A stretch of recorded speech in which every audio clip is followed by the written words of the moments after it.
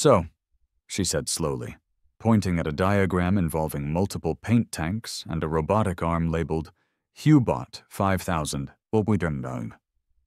Instead of just repainting the house beige like Eleanor wants, you're going to build a house-painting robot that repaints it a different color. Every night? Pretty much, I confirmed proudly, addresses her complaint head-on. If one color hurts her eyes, maybe a constantly changing kaleidoscope will soothe them. Maya just stared at me. Alex, I love you, but you have gone completely around the bend. This is weapons-grade pettiness. Think of it as performance art, I countered, a commentary on subjective aesthetics. There's a deep satisfaction in transforming something drab into something vibrant. For 2 years, my house had worn the same shade of agreeable greige the builder had slapped on it, a color designed, I suspect, to induce comas. It blended seamlessly into the monotonous landscape of beige, taupe, and slightly different beige that defined Oak Haven Meadows. I hated it. So this spring, I did something radical. I painted my house. Not just any color, mind you. I chose Bermuda Bliss. A deep, vibrant, unapologetic teal. Choosing it had been an adventure with my wife, Maya. We'd spent hours taping swatches to the siding, squinting at them in different lights. Too green? Too blue? Does that one look like toothpaste? Finally, we landed on Bermuda Bliss. It was bold, yes, but also rich, complex, and reminded us of a vacation we couldn't afford. The painters finished on a Friday. Stepping back to admire their work, I felt a genuine surge of joy. The house looked alive. The teal popped against the white trim. It made the green of the lawn look greener. It had personality. It was our house, finally looking like we felt, maybe a little unconventional, but happy. "Oh my God, Alex, I love it!" Maya exclaimed, grabbing my arm. "It's perfect. It's so... us." "Right?" I beamed, feeling ridiculously proud. "No more beige oppression. We're a beacon of Bermuda bliss in a sea of suburban sameness." We spent the rest of the evening admiring it from different angles, planning where the new, brighter patio furniture would go. Life was good. Life was colorful. Life, however, was about to get complicated, because life included Eleanor. Eleanor lived across the street, and her beige house seemed to visibly recoil from the cheerful glow emanating from mine. I should have known better. Eleanor, a woman whose primary hobby seemed to be monitoring neighborhood compliance with unwritten rules of blandness, was not going to let Bermuda Bliss slide. It happened 2 days later. I was attempting to wrestle a stubborn weed from between the driveway pavers when she glided across the street towards me. She was wearing large, dark sunglasses, despite the fact it was a heavily overcast morning. Her hand was pressed dramatically to her temple. "Alex," she began, her voice thin and reedy, like a strained violin string. "Oh, Alex, dear boy." "Morning, Eleanor," I said cautiously, straightening up. "Everything okay?" "No, Alex, it most certainly is not okay," she sighed, wincing as her gaze drifted towards my house. "It's the color." Here we go, I thought. "The teal?" I asked, feigning innocence. "Isn't it cheerful?" "Cheerful?" she gasped, actually recoiling slightly. "Alex, it's violently stimulating. It's visually aggressive. Ever since you painted, I've had this splitting migraine, right behind the eyes." She rubbed her temples for emphasis. "It physically hurts my eyes to even glance in this direction." I stared at her. Hurts her eyes? It was exterior latex paint, not laser beams. "Eleanor," I said, trying to keep the skepticism out of my voice, "I'm sorry you have a headache, but I really don't think my house paint can physically hurt your eyes." "Oh, but it can," she insisted, her voice rising slightly.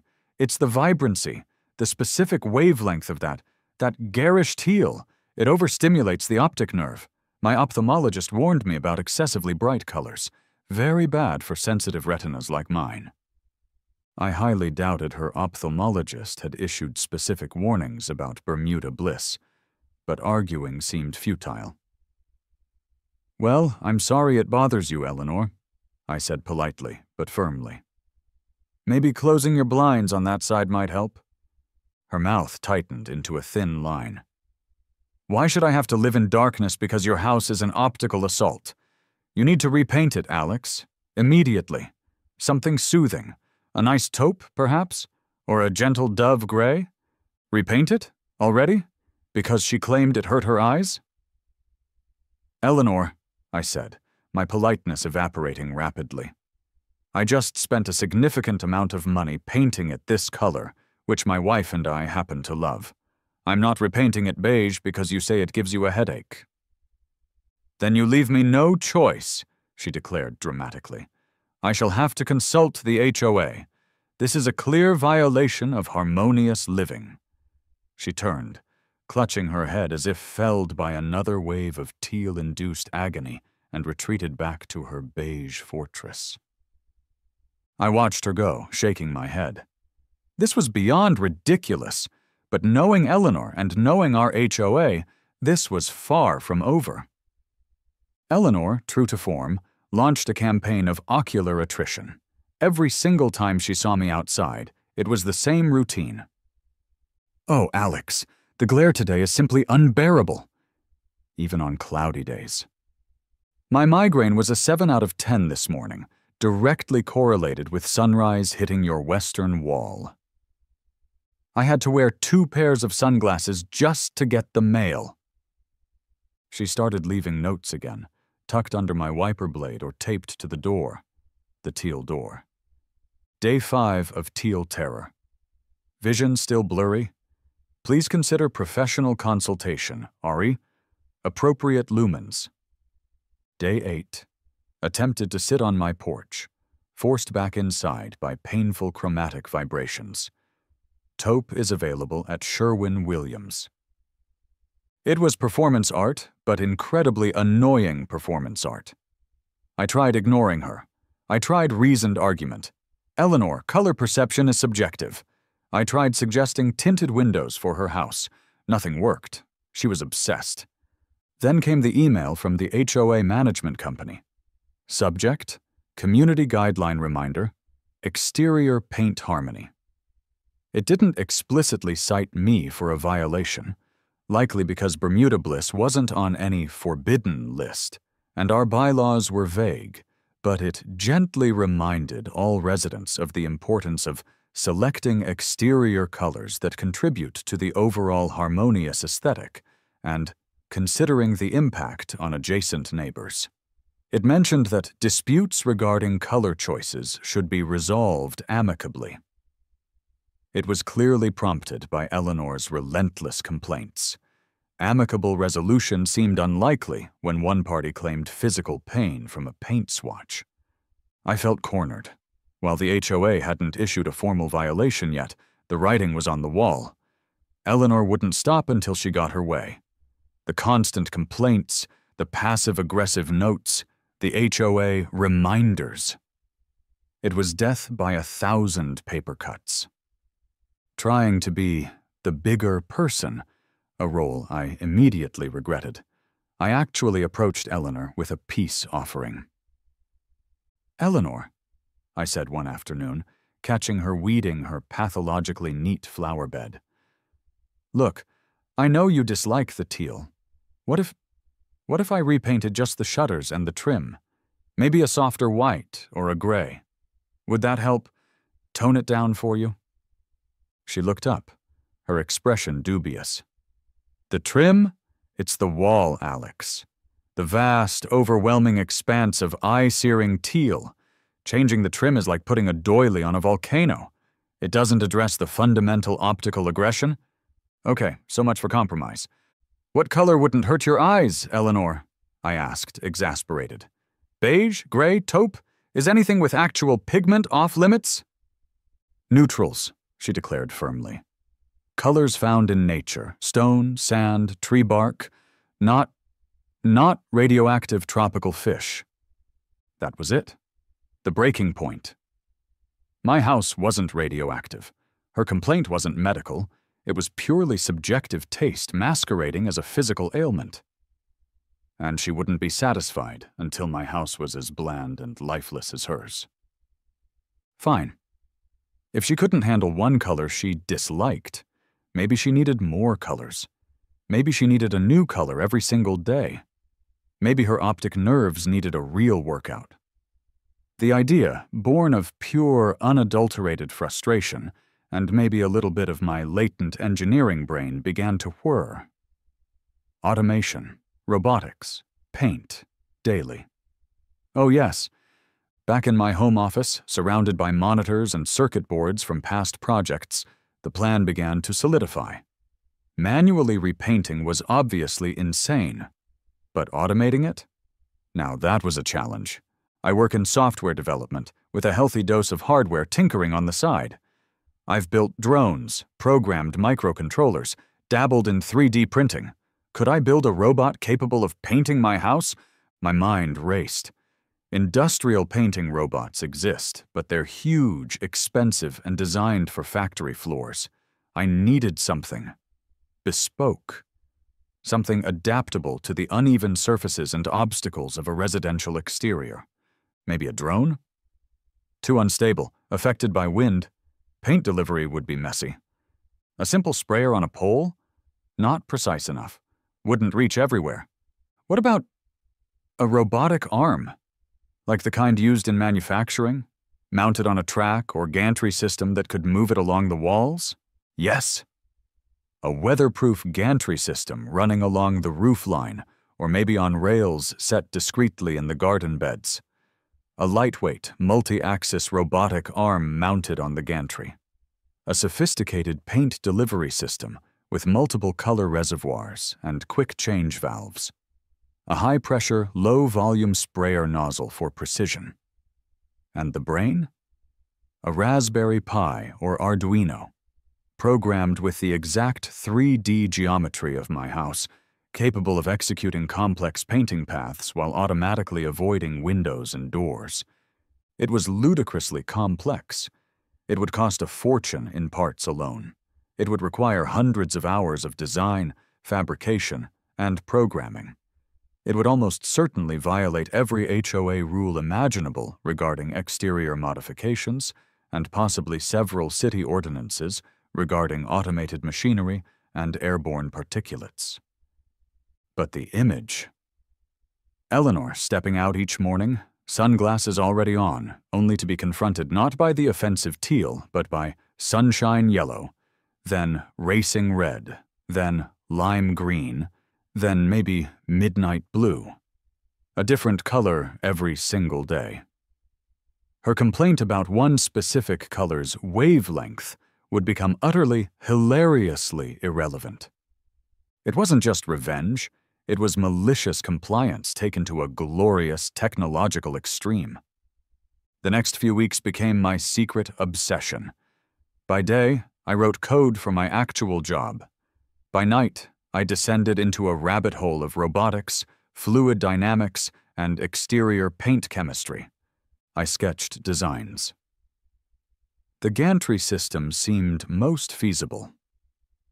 2 parallel rails, one near the foundation, one under the eaves, with a motorized carriage carrying the robot arm horizontally, while the arm itself handled vertical and depth movements. I researched robotic arms' lightweight. Weatherproof models were rare and expensive. Maybe I could adapt a smaller industrial arm? Or even build one from actuators and 3D printed parts. I settled on sourcing a used, relatively compact arm from an industrial surplus site. The paint system was a nightmare. Multiple reservoirs. How many colors could I manage? 6? 8? Solenoid valves for switching, peristaltic pumps to move the paint, a mixing chamber perhaps, and a system to purge the lines between colors to avoid muddy transitions. And it all had to be weatherproof and remotely controllable. The control system was where my software skills came in. I envisioned using a Raspberry Pi running custom Python code. I'd need to create a 3D model of my house, likely using photogrammetry or manual measurements to map out the painting paths. The code would need to calculate the arm's trajectory, control the sprayer activation, manage the color switching and purging, and crucially, include keep-out zones for windows, doors, lights, and maybe even Eleanor's prize petunias, or maybe not. The daily color selection could be random, sequential through the rainbow, or maybe I could even program themed weeks, plaid week, camouflage week. I tentatively showed the initial concept sketches to Maya. "So," she said slowly, pointing at a diagram involving multiple paint tanks and a robotic arm labeled Hubot 5000. "Instead of just repainting the house beige like Eleanor wants, you're going to build a house-painting robot that repaints it a different color every night." "Pretty much," I confirmed proudly, addresses her complaint head-on. If one color hurts her eyes, maybe a constantly changing kaleidoscope will soothe them. Maya just stared at me. "Alex, I love you, but you have gone completely around the bend. This is weapons-grade pettiness." "Think of it as performance art," I countered, "a commentary on subjective aesthetics." "I think of it as grounds for divorce or involuntary commitment," she muttered, but I saw that familiar spark of horrified amusement in her eyes again. "Just try not to paint my car, okay?" I also consulted Dave, my programmer friend. "Dave, quick question. What's the best open-source library for inverse kinematics calculations for a 6-axis robotic arm, factoring in potential payload variations from paint hose tension?" Dave was silent for a beat. "Okay, I'll bite. What fresh hell are you constructing now, Frankenstein bro?" I explained. He was quiet for a long time. Then, "A daily house-painting robot. To annoy your neighbor." "Mark," he paused, "that's the most beautifully insane thing I've ever heard. Send me the specs for the controller board you're using." He was in. Operation Hubris required parts. Lots of expensive, specialized parts. My credit card started to smoke. The arm found a used Kuka KR Agilus 6-axis arm on an industrial surplus website, claimed it was for a university research project. Cost a fortune, shipping was terrifying. The gantry. Custom-ordered extruded aluminum rails and linear bearings. Had to pretend it was for building a very large CNC router. The paint system. Sourced high-pressure diaphragm pumps, stainless steel solenoid valves, Teflon tubing, and a commercial-grade airless paint sprayer nozzle. Told the paint supply guy it was for a mural painting machine. He just nodded slowly. The brain, Raspberry Pi 4, multiple motor controller boards, weatherproof sensors, relays, kilos of wiring. Easy enough to get online. The paint. This was fun. I started stockpiling 5-gallon buckets of exterior latex. Online bulk suppliers were cheapest. I ordered fire engine red, canary yellow, royal blue, Kelly green, hot pink, deep purple, safety orange, and, just for irony, a giant bucket of contractor beige. Boxes piled up in the garage. My workspace transformed into a chaotic laboratory of wires, metal, pumps, and paint buckets. Maya started referring to it as the lair.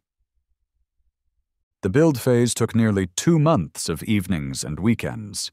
First, the gantry. Installing the long aluminum rails under the eaves and near the foundation required careful measurement, lots of drilling into stucco, and trying not to attract too much attention. I told curious neighbors it was a newfangled trellis system for climbing plants. Mounting the heavy robotic arm onto the motorized carriage that ran along the rails was a 2-person job. Thanks, Dave. Getting the power and control cables routed safely in weatherproof conduits was another challenge. Plumbing the paint system was like building a miniature chemical plant. 8 5-gallon buckets connected via pumps and valves to a central manifold feeding the sprayer hose that ran up to the robot arm. I spent days designing and implementing the purge sequence to clean the lines between colors, involving solvent tanks and waste receptacles. Programming was the most complex part. I used photos and laser measurements to build a rough 3D model of the house. Then, hours upon hours of coding the robot's path for each wall segment, defining the no-spray zones for windows and doors, with hopefully generous margins, calculating spray angles and speeds, and developing the color selection logic.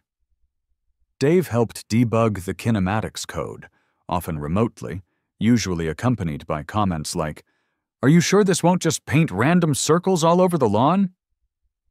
Testing was eventful. Early tests in the garage, spraying water onto cardboard, resulted in a few wild arm movements and near misses. The first paint test, using beige, ironically, resulted in a fairly even coat on a test panel, but also a fine mist of beige overspray coating half my tool bench. Wind was clearly going to be a factor. Finally, after countless late nights, debugging sessions, and minor paint spills, the Hubot 5000 was ready. The gantry was installed, the arm mounted, the paint system plumbed and loaded, red, yellow, blue, green, purple, orange, pink, beige, the code uploaded.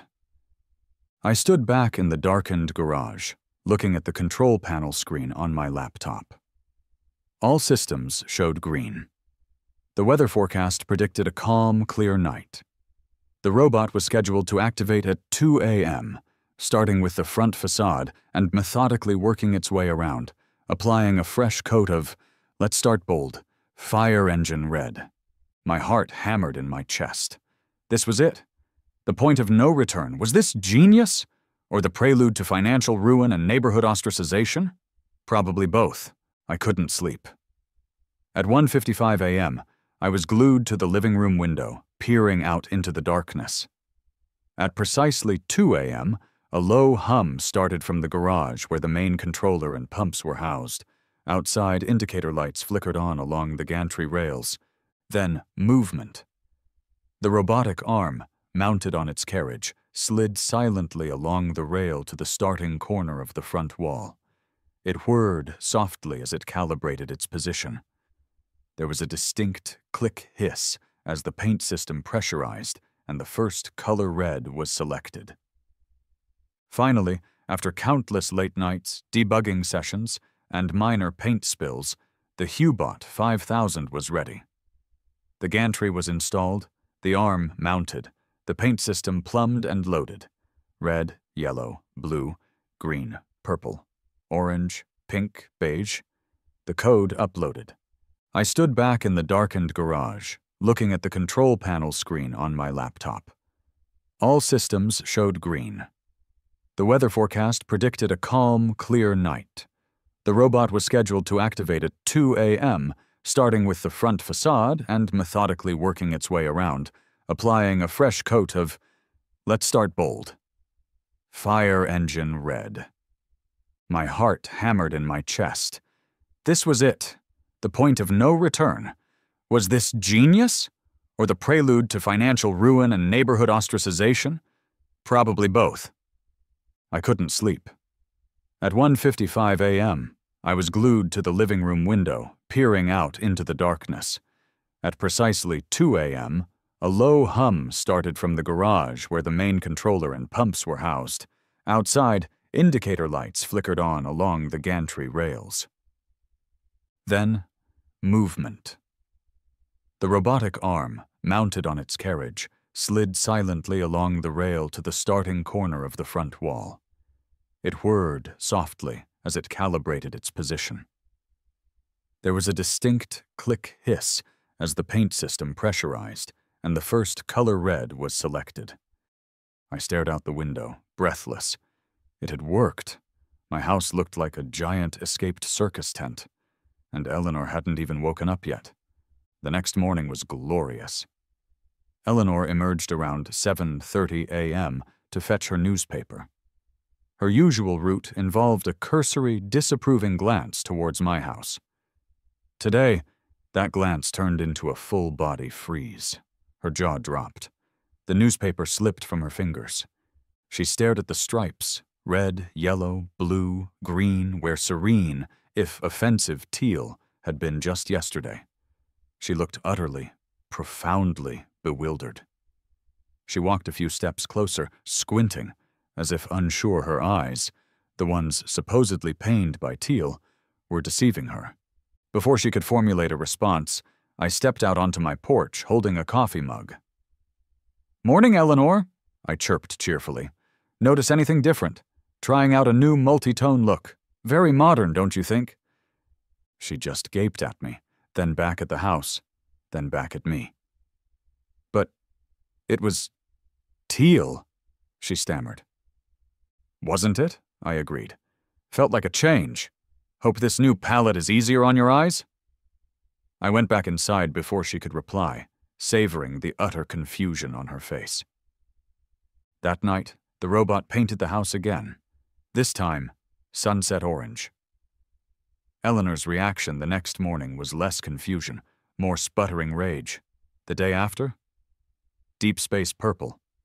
Then lime zest green, then passion pink.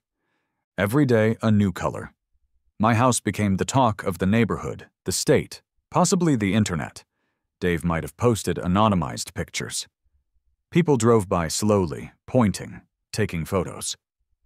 Eleanor's complaints shifted from specific color sensitivity to general aesthetic outrage and accusations of psychological warfare. Perfection, however, is elusive in robotics and revenge. On night 6, electric blue, the wind picked up unexpectedly mid-paint job. While the robot's programming tried to compensate, a fine mist of blue overspray drifted across the property line, speckling Eleanor's prize-winning white roses and leaving tiny blue dots on the hood of her beige Lexus parked in her driveway. All hell broke loose. This time Eleanor didn't just confront me. She called the police, the HOA, the city code enforcement, and possibly the EPA, claiming toxic chemical assault. President Chadwick arrived first, flanked by 2 grim-faced board members. "Miller, this has gone too far. Look at this." He pointed towards Eleanor, who was dramatically wiping blue specks off her car with a silk handkerchief. "Property damage, uncontrolled hazardous materials, and this contraption." He gestured wildly at the currently dormant robot on its gantry. "It's an unpermitted industrial apparatus." Before I could respond with my carefully prepared arguments about temporary artistic installations, the police arrived. Davies and Rodriguez, naturally. They looked at the blue speckled roses, the multicolored house, today mostly blue, the robotic arm, the furious HOA contingent, and me. Officer Davies looked like he was seriously contemplating early retirement. "Okay," he sighed, pinching the bridge of his nose. "Let's start from the beginning. Robot, paint, daily, blue roses, go." Explanations were given. Accusations were hurled. I tried to explain the robot's programming and safety features while downplaying the overspray incident. Eleanor waved her blue-dotted handkerchief like evidence in a murder trial. Chadwick demanded the immediate dismantling of the infernal machine. The official response was swift, if somewhat confused.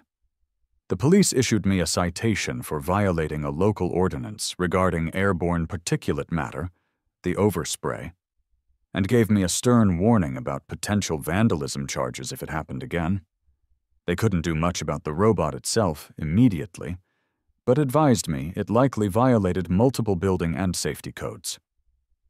City code enforcement slapped a "notice to comply" on my door, demanding permits for the gantry structure and the robotic system within 10 days, citing unpermitted electrical work and potential hazards of automated machinery on a residential property. The HOA, meanwhile, went nuclear. Emergency meetings were held. Lawyers were consulted. I received a thick packet via certified mail detailing approximately 17 different bylaw violations, demanding the immediate removal of the robot and the repainting of the house to an ARC-approved neutral color, accompanied by threats of massive daily fines and lawsuits. The daily painting stopped, pending permit applications I knew would be denied.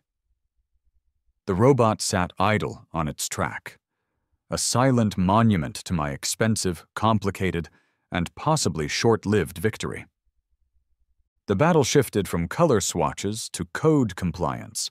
I consulted a lawyer. His advice was blunt. The robot is cool as hell, Alex. Also probably indefensible in court. Take it down before they sue you into oblivion or the city condemns it. Fighting City Hall and the HOA simultaneously over a house-painting robot seemed like a fast track to bankruptcy. The daily color changes had made my point about the absurdity of Eleanor's initial complaint, perhaps too effectively.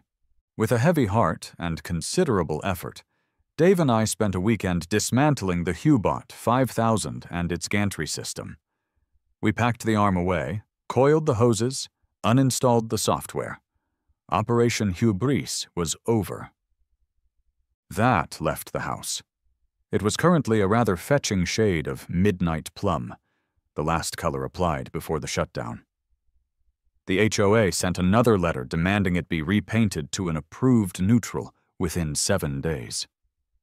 I stood there, looking at my house, then across at Eleanor's beige bunker. I thought about taupe, gray, greige, and I thought, hell no. I went back to the paint store. Not for beige. I bought several gallons of the best exterior latex available. The color? Bermuda Bliss. The painters came back the following week. They gave me a knowing look, but didn't ask questions. By Friday, the house was back to its original, glorious, vibrant teal. Eleanor watched the entire process from her window. When the painters left, she didn't come over. She didn't leave a note. She didn't call the HOA, as far as I know. Maybe the experience with the robot recalibrated her definition of visually offensive. Maybe she was just exhausted. Or maybe, just maybe, she realized some battles aren't worth fighting, especially when your neighbor is crazy enough to build a house-painting robot. So the house is teal again. The robot parts are gathering dust in my garage, a monument to technological overreach and suburban spite. The HOA sends the occasional passive-aggressive newsletter reminder about maintaining harmonious curb appeal. Eleanor and I studiously ignore each other. Was it worth the thousands of dollars, the hundreds of hours, the legal threats, the sheer stress? Probably not. Did I solve the underlying problem of having a neighbor who finds joy in complaining? Definitely not. But did I make my point? Oh, absolutely. And did I get to keep my teal house? Yes, I did. Sometimes the most complex, expensive, and utterly insane solution is the only one that works. Now, if you'll excuse me, I have an idea for automating lawn mowing involving lasers and GPS. Just kidding. Mostly.